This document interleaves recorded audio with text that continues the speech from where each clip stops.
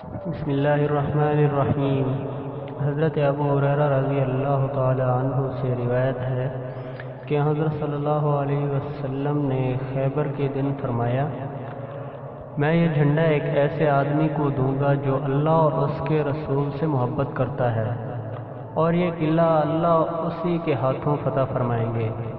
حضرت عمر رضی اللہ تعالیٰ عنہ فرماتے ہیں کہ میں نے عمارت کی کبھی تمنا نہ کی، مگر اس دن میں اٹھ کر جھانکتا اس امید پر کہ مجھے آواز دی جائے۔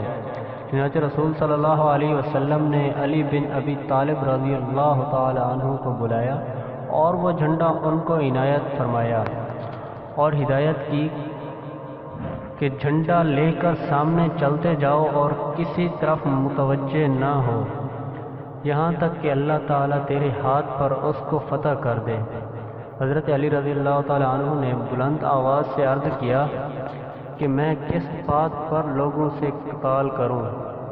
تو آپ صلی اللہ علیہ وسلم نے ارشاد فرمایا، ان سے لڑو یہاں تک کہ لا الہ الا اللہ وان محمد رسول اللہ کی گواہی دیں۔ جب وہ ایسا کر گزریں تو انہوں نے اپنے خونوں کو تم سے محفوظ کر دیا اور مالوں کو محفوظ کر لیا مگر اس کے حق کے ساتھ، پھر ان کا حساب اللہ کے ذمہ ہے۔